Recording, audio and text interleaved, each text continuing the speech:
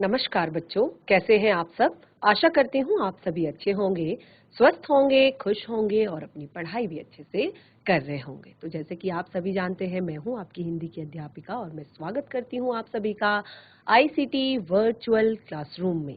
और आज हम यहाँ पर एकत्रित हुए हैं पढ़ने के लिए क्लास 10th की हिंदी। क्लास 10th की हिंदी में पढ़ रहे हैं हम हिंदी व्याकरण, और हिंदी व्याकरण में हमारा जो टॉपिक है उसका नाम है वाक्य विचार। तो वाक्य विचार में हमने यहाँ पर वाक्य के जो घटक हैं, यानी कि वाक्य के जो अंग हैं, और साथ ही उपवाक्य और वाक्य के भेदों के बारे में हम यहाँ पर पढ़ रहे हैं। तो वाक्य के मुख्यतः दो भेद मैंने आप लोगों को यहाँ पर बताए, एक अर्थ के आधार पर और एक रचना के आधार पर। तो रचना के आधार पर जो वाक्य के भेद हैं उन्हें हम आगे कंटिन्यू करेंगे। इससे जो हमारा पिछला सेशन था उसमें हम वाक्य के भेद पढ़ रहे थे अर्थ के आधार पर। तो आपने देखा अर्थ के आधार पर हमने वाक्य के 8 भेद यहाँ पर आप लोगों के साथ डिस्कस किए हैं। बहुत ही ज्यादा इजी है और सबसे ज्यादा इम्पोर्टेंट टॉपिक है ये आपकी बोर्ड परीक्षाओं के लिए। बोर्ड एग्जाम्स में 3 से 4 नंबर का आपका ये प्रश्न आता है और बहुत ही इजी होने पर भी कई बार बच्चे कंफ्यूज कर जाते हैं और इस तरह के प्रश्न को सॉल्व नहीं कर पाते हैं। तो ये बहुत ही अच्छा समय है आपके पास कि इसको आप एक बार पढ़ें, नोट डाउन करें, घर पर रिवाइज करें और इससे जुड़े हुए अभ्यास के प्रश्नों को करें। तो अब हम शुरू करते हैं अपना आज का सेशन। चलते हैं स्मार्ट बोर्ड की तरफ। बिल्कुल रेडी हो जाइए कॉपी पेन पेंसिल लेकर। सभी बच्चे ध्यान पूर्वक पढ़ेंगे और समझने का प्रयास करेंगे। हमारा जो पिछला सेशन था उसमें हमने यहाँ पर वाक्य के भेद, तो वाक्य के भेद हमने दो आधारों पर किए, दो तरह से हमने वाक्य के भेद यहाँ पर किए। पहला अर्थ के आधार पर और दूसरा रचना के आधार पर।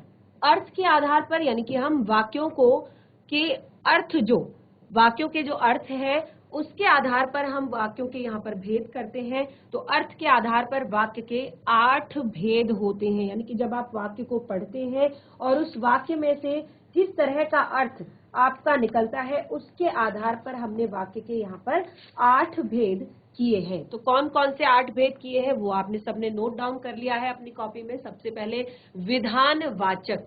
विधानवाचक यानी कि वाक्य का विधान क्या है। तो विधान जो यहाँ पर विधान यानी कि सामान्य कथन। जब भी किसी वाक्य को हम एक सामान्य कथन में कह देते हैं, यानी कि जिसमें वाक्य को एक नॉर्मल तरीके से, सामान्य तरीके से हम बोल दिया जाता है, उसको हम विधानवाचक वाक्य कहते हैं। एग्जाम्पल हमने लिखा था, वह प्रतिदिन व्यायाम करता है। ठीक है। अगला हमने लिखा निषेधवाचक। तो नाम से ही, जैसे मैं आप लोग को बार बार कहती हूँ कि कोई भी चीज रटनी नहीं है, क्योंकि रटोगे तो एग्जाम में जाते जाते अगर आपने 10 लाइनें याद कर रखी हैं, 10 लाइनें रट रखी हैं और एग्जाम में जाते जाते आपको वो 3 से 4 ही लाइनें केवल याद रहती हैं। तो इसलिए रटना किसी भी चीज को नहीं है, समझना है। अगर 8 भेद बताए हैं तो 8 को कैसे याद करना है, 8 को आपने समझ के याद करना है। पहले विधान, यानी कि विधा क्या है वाक्य की। विधान और विधा ऐसे आप जोड़िए, कनेक्ट कीजिए, विधा और विधान। तो विधा यानी कि सामान्य तरीके से बोला गया है। तो इसमें आपका जो वाक्य होता है, क्रिया करने या होने, कोई भी चीज, हम मोहन पढ़ रहा है, मोहन प्रतिदिन विद्यालय जाता है, तो एक सामान्य कथन है। तो इसीलिए इसको विधानवाचक वाक्य कहा है। ठीक है। अगला है निषेधवाचक। निषेधवाचक में क्रिया के न करने या न होने के बारे में, निषेध, जहां पर निषेध प्रकट होता है। निषेध यानी कि नहीं, ना, तो क्रिया के न करने या न होने का बोध होता है। तो देखिए, मेधावी छात्र परीक्षा में नकल नहीं करते। मेधावी छात्र परीक्षा में नकल नहीं करते। परीक्षा में नकल नहीं करते। निषेधवाचक वाक्य। अगला है संदेहवाचक वाक्य। संदेहवाचक तो नाम से ही पता चल रहा है। निषेधवाचक वाक्य क्लियर हो चुका है। संदेहवाचक वाक्य। तो नाम से ही क्लियर हो रहा है, फिर इसमें कंफ्यूज नहीं करना है और ना ही इसको याद करने की या रटने की कोशिश करनी है। संदेह यानी कि डाउट, शंका, जहां पर संदेह या संभावना हो, संभावना जताई जाए या किसी बात पर संदेह किया जाए, तो उसे हम संदेहवाचक वाक्य कहेंगे। तो पहले वाक्य को पढ़िए, समझिए कि क्या कहने की कोशिश की जा रही है। मुझे नहीं लगता कि वह पास हो पाएगा, कि उसकी जो हरकतें हैं हमें लग रहा है, उसको देख के हमें शंका हो रही है, हमें संभावना हम जता रहे हैं कि हमें नहीं लगता कि वो पास हो पाएगा। ठीक है, तो ये है संदेहवाचक वाक्य। तो इस तरह के और भी मैंने आप लोगों को होमवर्क भी यहाँ पर दिया था, आप देख सकते हैं कि आप इस तरह के और भी वाक्य इसमें बनाएंगे, तभी आपको चीजें क्लियर हो पाएंगी। क्योंकि एक वाक्य से आपको क्लियर नहीं होगा, आपको और भी इसमें वाक्य बनाने पड़ेंगे, उनको समझना पड़ेगा, तभी आपको ये क्लियर होगा। अगला है इच्छावाचक। तो जहां पर वक्ता अर्थात बोलने वाले की, जो भी आपको इस वाक्य को बोल रहा है, कह रहा है, तो उस वक्ता की इच्छा, कामना, आशा आदि का भाव प्रकट होता है। ठीक है, इच्छावाचक यानी कि जो वक्ता है उसकी इच्छा, कामना, आशा आदि का भाव प्रकट होता है। जैसे भगवान आपको सदा सुखी व स्वस्थ रखे, तो ये इच्छा, कामना, आशा, आशीर्वाद भी कह सकते हैं, का भाव जहां पर प्रकट होता है। दीर्घायु भव, तो ये भी इच्छावाचक वाक्य है, जो कामना की जा रही है, जो इच्छा जताई जा रही है। तो और भी बहुत सारे वाक्य आप इस पर बना सकते हैं, क्योंकि एग्जाम में केवल आपका ये वाक्य नहीं आने वाला है, एग्जाम में आपकी बहुत अलग अलग तरह के वाक्य आते हैं और उनमें से आपको ये लिखना होता है। अगला प्रश्नवाचक वाक्य। तो देखिए प्रश्नवाचक बहुत ही सरल है कि जिन वाक्यों से प्रश्न पूछे जाने का बोध हो, तो जिनसे प्रश्न पूछे जाने का बोध हो उसे कहेंगे प्रश्नवाचक। प्रश्नवाचक जहां पर आपको लगे कि प्रश्न पूछा जा रहा है। आपका नाम क्या है? आप कहाँ रहते हो? क्या आप विद्यालय जा रहे हो? तो इस तरह से आप जो वाक्य देखेंगे जहां पर आपको लगेगा कि यहां पर प्रश्न पूछा जा रहा है, तो वो होगा आपका प्रश्नवाचक वाक्य।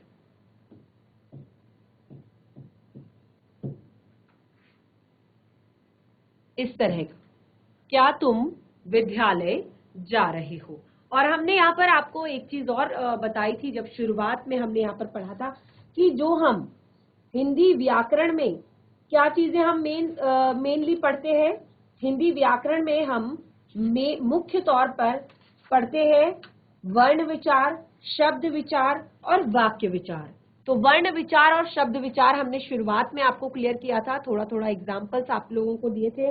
और वाक्य विचार में हम क्या क्या पढ़ते हैं? वाक्य की रचना, वाक्य का विश्लेषण, वाक्य के भेद और साथ ही सबसे मेन पॉइंट विराम चिन्ह।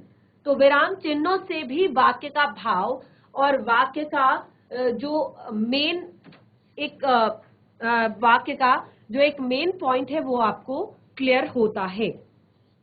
प्रश्नवाचक वाक्य, तो जैसे कि आप देखते हैं प्रश्नवाचक वाक्य को आप कैसे समझ सकते हैं। प्रश्नवाचक वाक्य को आप इस तरह से भी समझ सकते हैं कि आप देखेंगे कि उसके अंत में, ये चीज आप तब समझेंगे जब आप विराम चिन्हों को पढ़ेंगे। तो प्रश्नवाचक वाक्य में आप देखेंगे कि जो वाक्य है उसके अंत में प्रश्नवाचक चिन्ह लगा होता है, उसके अंत में प्रश्नवाचक चिन्ह लगा होता है और इससे भी आप समझ जाते हैं कि ये प्रश्नवाचक वाक्य है। ठीक है, तो ये दो तरीके हैं और आगे और भी जो चीजें हैं उनको हम समझेंगे। नंबर 6 आगे बढ़ते हैं, संकेतवाचक।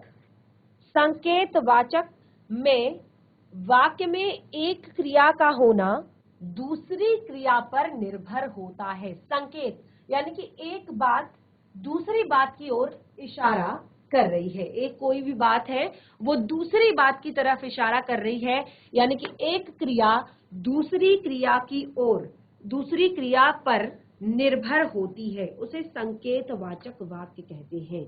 यानी कि आपको एक संकेत दिया जा रहा है, एक आइडिया दिया जा रहा है।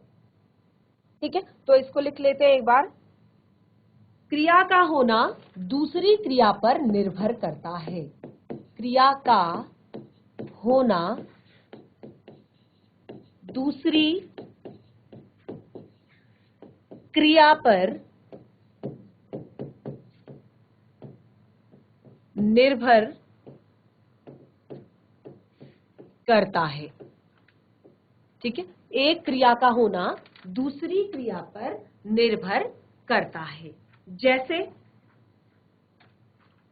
एग्जाम्पल, तुम परिश्रम करते, तुम परिश्रम करते तो अवश्य सफल होते। तुम परिश्रम करते तो अवश्य सफल होते। देखिए, सफल होना किस पर निर्भर है? सफल होना किस पर निर्भर कर रहा है? परिश्रम करने पर। तुम परिश्रम करते तो अवश्य सफल होते। तो आपका सफल होना किस पर निर्भर कर रहा है?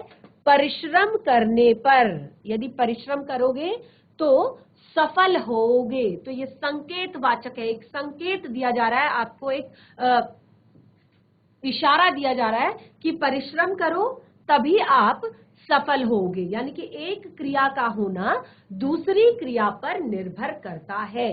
सफल होना परिश्रम करने पर निर्भर करता है। सफल होना परिश्रम करने पर निर्भर करता है। आगे अगला है नंबर 7, आज्ञावाचक। आज्ञावाचक, देखिए बिल्कुल नाम से क्लियर हो रहा है, आज्ञावाचक। जिस किसी वाक्य में आज्ञा, आदेश, अनुमति, अनुरोध आदि का बोध होता है, जिन वाक्यों से आपको पता चल जाएगा मे आई कम इन सर, क्या मैं अंदर आ सकता हूं, तो ये अनुमति ली जा रही है। ठीक है, अनुरोध किया जा रहा है, सदा सच बोलो, ये आदेश दिया जा रहा है। ठीक है, तो इस तरह से ऐसे वाक्य जहां पर आपको आज्ञा, अनुरोध या आदेश दिए जाने का बोध हो, उसे कहेंगे आज्ञावाचक।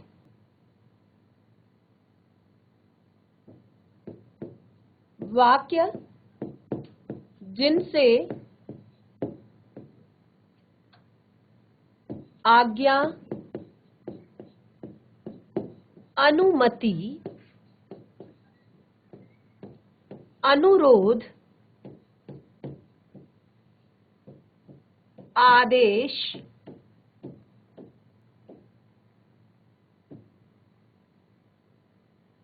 आदि का बोध हो। ठीक है, का बोध हो, उसे क्या कहते हैं? आज्ञावाचक वाक्य कहते हैं। उसे आज्ञावाचक वाक्य कहते हैं। एग्जाम्पल के लिए, क्या मैं अंदर आ सकता हूं?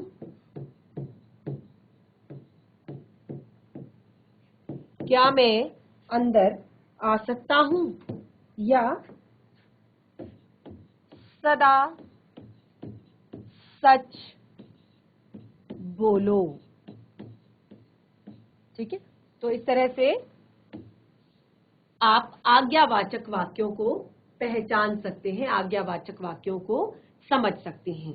अगला है हमारा लास्ट जो नंबर 8, वो है विषमयादि बोधक। नंबर 8, विषमयादि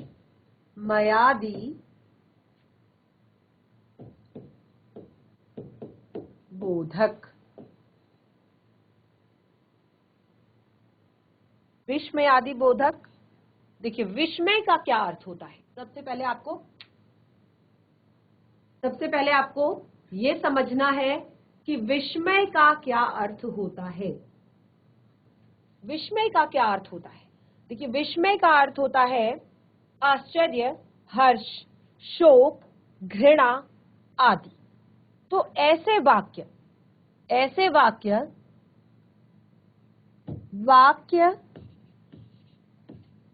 जिनसे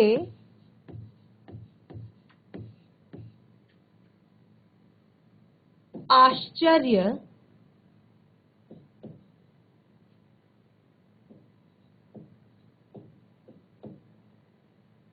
हर्ष, घृणा, शोक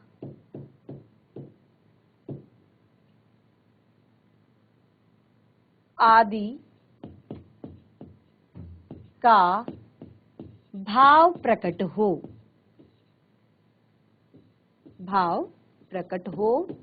उन्हें कहेंगे विस्मयादि बोधक। उसे क्या कहेंगे? विस्मयादि बोधक। उसे कहेंगे विस्मयादि बोधक। तो देखिए विस्मयादि बोधक शब्द, एग्जाम्पल देखिए, उदाहरण, विस्मयादि बोधक शब्द आपने पहले भी पढ़े हैं। आहा, कितना सुंदर उपवन है, कितना सुंदर उपवन है। ठीक है, इसी तरह से अगला, छी, कितनी बदबू है।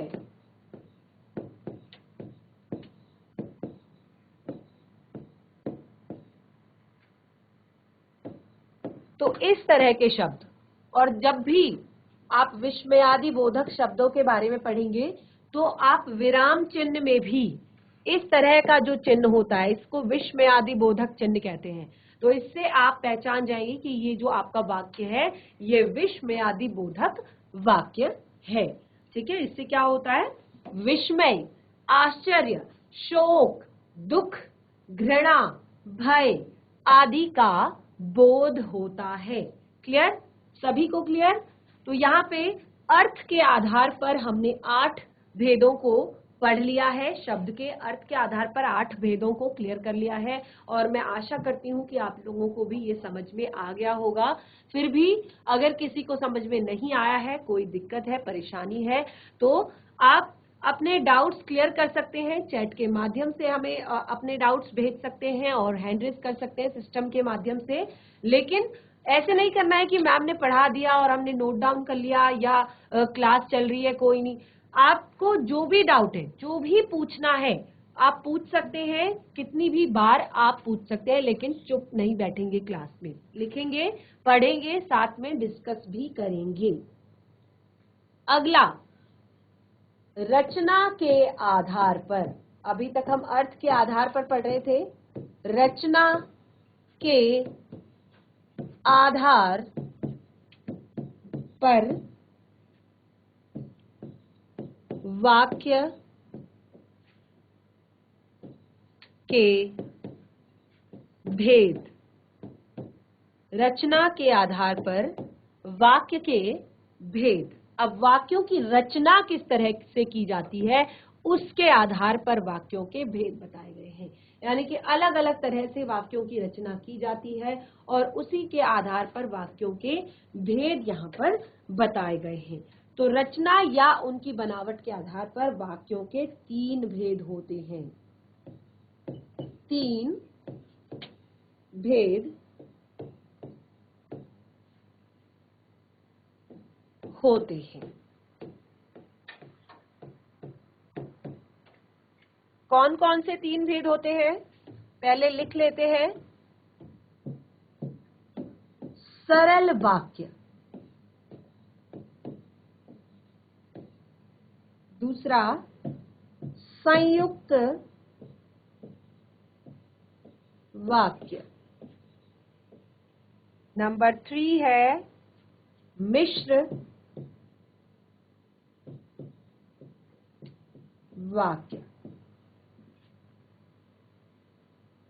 3 भेद बताए गए, सरल वाक्य, संयुक्त वाक्य और मिश्र वाक्य।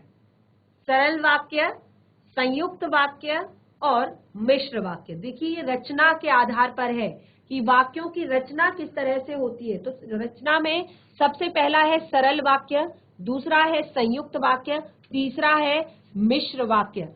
तो इसको नोट डाउन करेंगे, बहुत ही ज्यादा इम्पोर्टेंट टॉपिक है आपकी परीक्षाओं की दृष्टि से, बहुत ही ज्यादा महत्वपूर्ण है।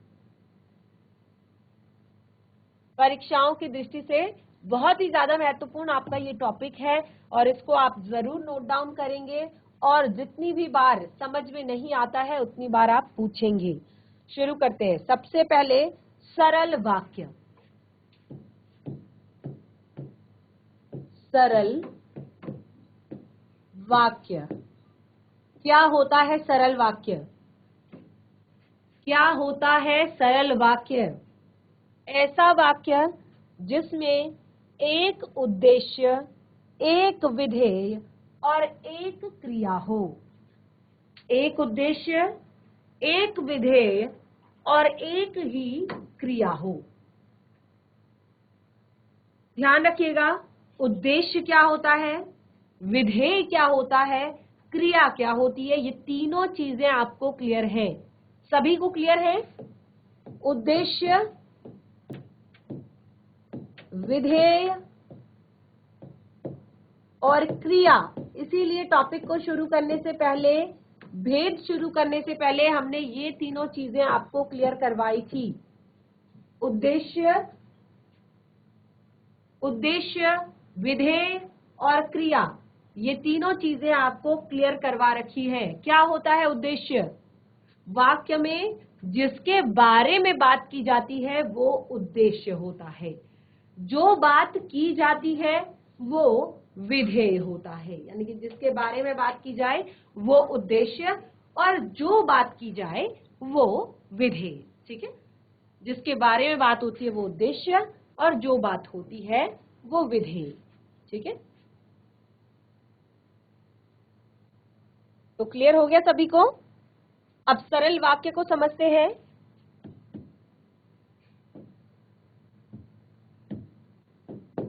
जिस वाक्य में एक उद्देश्य,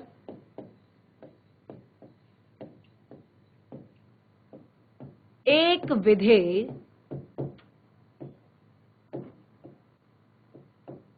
और एक ही क्रिया हो। एक उद्देश्य, एक विधेय और एक ही क्रिया हो, उसे सरल वाक्य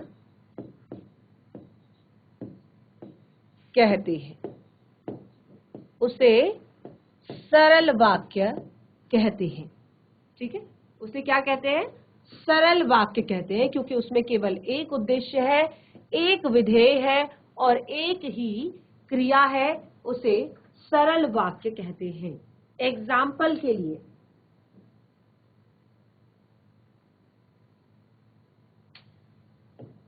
मोहन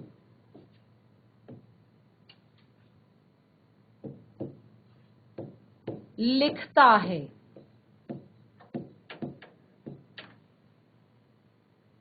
लड़की सुंदर है।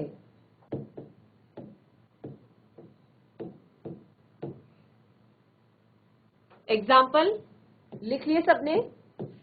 मोहन लिखता है, लड़की सुंदर है। मोहन है आपका उद्देश्य, लिखता है आपका विधेय, लड़की है आपका उद्देश्य, सुंदर है आपका विधेय। ठीक है, क्लियर? सरल वाक्य बिल्कुल सरल वाक्य जिसमें एक उद्देश्य और एक विधेय, अतः ये सरल वाक्य। ठीक है, इसमें और भी बाकी के एग्जाम्पल्स आप लिखेंगे, ठीक है। नोट डाउन कर लिया सभी ने? फटाफट नोट डाउन कीजिए साथ के साथ। बहुत ही ज्यादा इजी है, लेकिन एग्जाम में बच्चे इसी कारण कई बार कंफ्यूज हो जाते हैं। और सरल वाक्य, जब वाक्य परिवर्तन, क्योंकि एग्जाम में आपको देखने के लिए नहीं आता कि बताइए कौन सा वाक्य है, एग्जाम में आता है वाक्य परिवर्तन कीजिए, सरल वाक्य से मिश्र वाक्य बनाइए, मिश्र वाक्य से आप संयुक्त वाक्य बनाइए, संयुक्त से सरल बनाइए।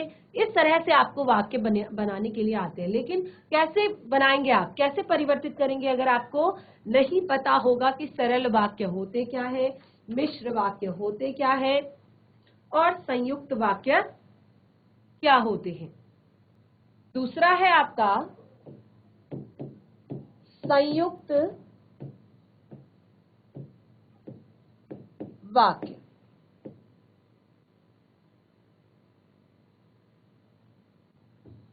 संयुक्त वाक्य, सरल वाक्य सबको क्लियर, जिसमें केवल एक उद्देश्य एक विधेय, उसको हम कहेंगे सरल वाक्य। देखिए संयुक्त वाक्य, संयुक्त वाक्य में समानता के आधार पर, यहां पर जो संयुक्त, अब संयुक्त का क्या अर्थ होता है? संयुक्त का अर्थ होता है जुड़ा हुआ। संयुक्त का क्या अर्थ होता है? संयुक्त का क्या अर्थ होता है? जुड़ा हुआ। ठीक है, तो संयुक्त का अर्थ होता है जुड़ा हुआ। तो वाक्य में समानता के आधार पर, ठीक है, समानता के आधार पर जो दो उपवाक्य होते हैं वो समुच्चय बोधक शब्दों द्वारा जुड़े होते हैं। अब आपको समुच्चय बोधक, ठीक है, समुच्चय बोधक शब्द क्या होते हैं ये आपने पहले भी पढ़ा है और आगे भी यहाँ पर हम समुच्चय बोधक शब्दों को क्लियर करेंगे। तो समुच्चय बोधक में जो योजक शब्द होते हैं उनसे जुड़ा हुआ होता है और इसीलिए इसे संयुक्त वाक्य कहते हैं। ठीक है, तो एक बार लिख लेते हैं।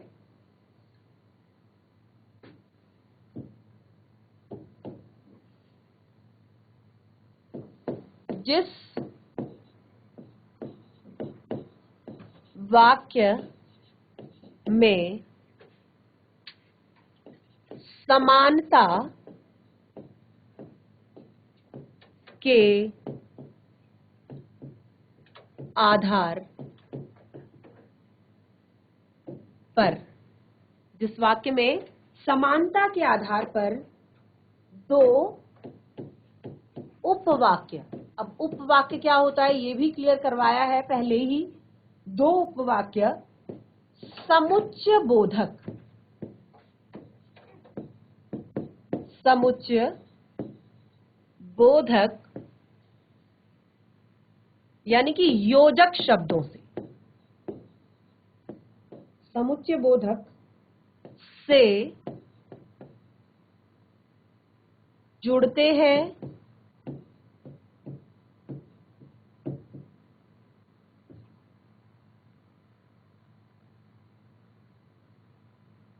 ऐसे वाक्य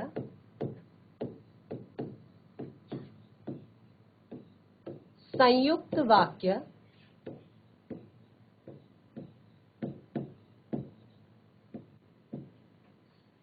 कहलाते हैं। ऐसे वाक्य क्या कहलाते हैं? संयुक्त वाक्य कहलाते हैं।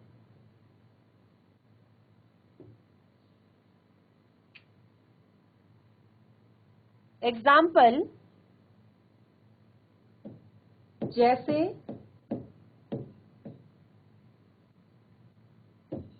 बादल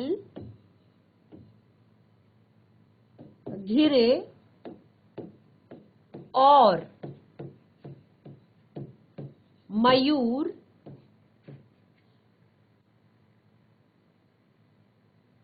नाचने लगे।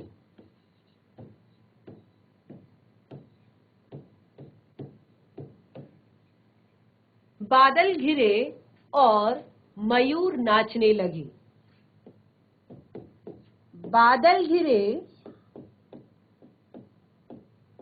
और वर्षा होने लगी।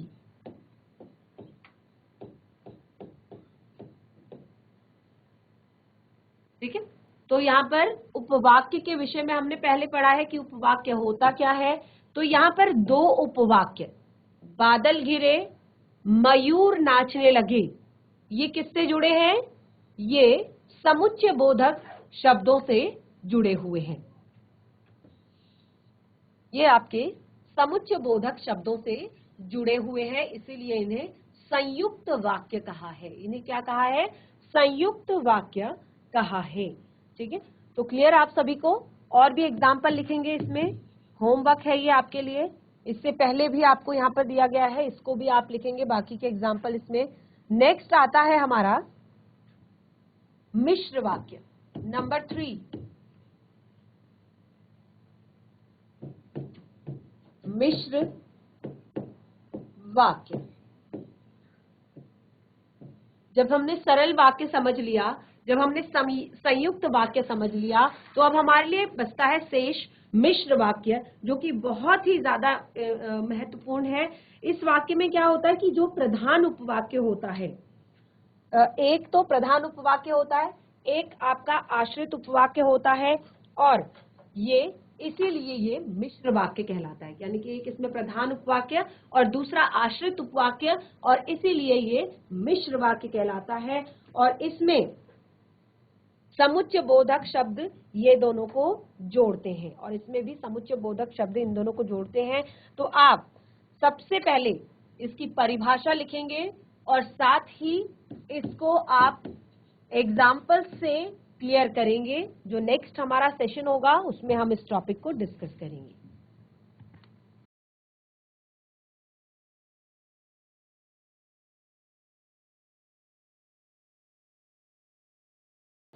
तो बच्चों, आज के सेशन में हमने यहाँ पर सबसे पहले अर्थ के आधार पर जितने भी हमारे यहाँ पर भेद हैं उन्हें हमने क्लियर किया वाक्यों के, और रचना के आधार पर जो 3 भेद हैं उन्हें हम क्लियर कर रहे हैं। तो आपने जो कुछ भी अभी तक पढ़ा है उसको घर पर रिवाइज करें, और जो कुछ भी होमवर्क आपको दिया गया है उसको घर पर करने की कोशिश करें। अगर कोई भी दिक्कत होती है, कोई भी डाउट होता है, नेक्स्ट जो हमारा सेशन है उसमें आप उस डाउट को क्लियर कर सकते हैं। तो आज का सेशन हमारा यहीं पे समाप्त होता है। हम मिलेंगे अपने नेक्स्ट सेशन में, तब तक के लिए धन्यवाद। आपका दिन शुभ हो।